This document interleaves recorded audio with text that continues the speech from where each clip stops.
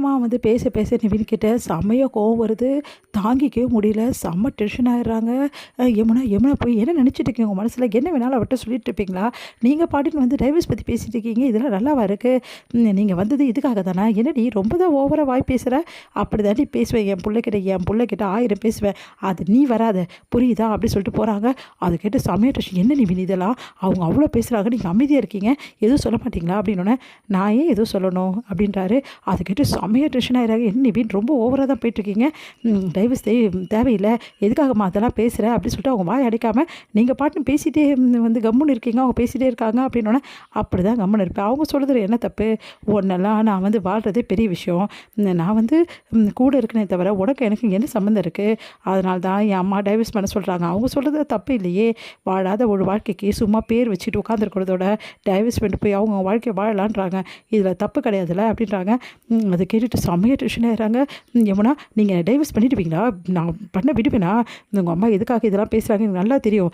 எனக்கு எந்த சொத்தும் இல்லைன்னு தானே இப்படி பேசிகிட்டு இருக்கீங்க. அந்த சொத்தெல்லாம் நான் வச்சுருந்தேன்னா, காசு பணம் வச்சுருந்தேன், என்ன எப்படி பேசுவீங்க பார்.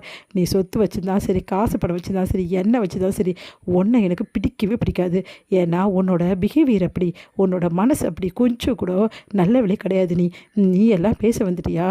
உன்னை பார்த்தாவே எனக்கு அருவெறுப்பாக இருக்குது. உன் கூட வாழணும்னு நினச்சாவே எனக்கு அசிங்கமாக இருக்குது. முக்கியமாக உன் கூட வாழ்கிறதோட டைவர்ஸ் பட்டு தனியாக வாழ்கிறது நல்லதுன்னு நான் நினைக்கிறேன். என் அம்மா சொல்கிறத இவ்வளோ நேரம் நான் யோசிக்கல.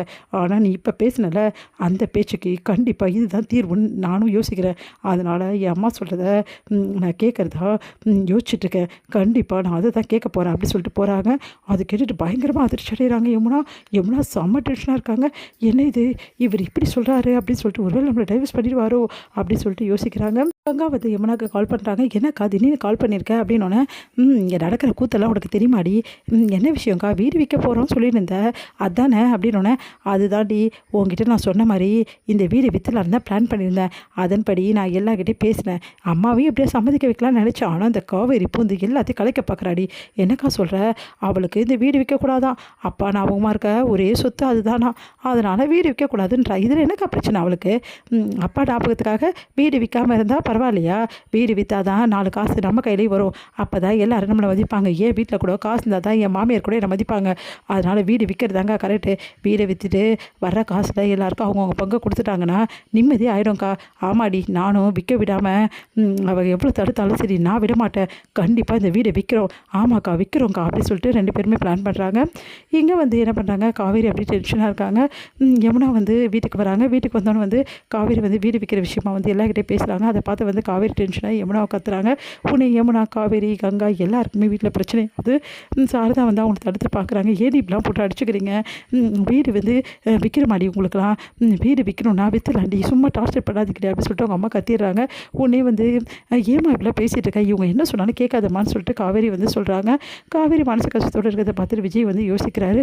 காவேரி இவ்வளோ டென்ஷன் ஆக்குறாங்களே எல்லாரும் அப்படின்னு சொல்லிட்டு இங்கே காவேரி கிட்டே விஜய் வராரு. என்ன காவேரி, ஏன் இவ்வளோ டென்ஷனாகி கத்திட்டு இருக்க? இந்த மாதிரி கத்துனா பாப்பா பயப்படும்ல காவேரி அப்படின்னோடனே, அது எனக்கும் புரியுதுங்க, ஆனால் நான் கத்தாமல் இருக்க முடியலங்க. எல்லாரும் சேர்ந்து அவ்வளோ டென்ஷன் ஆக்குறாங்கங்க.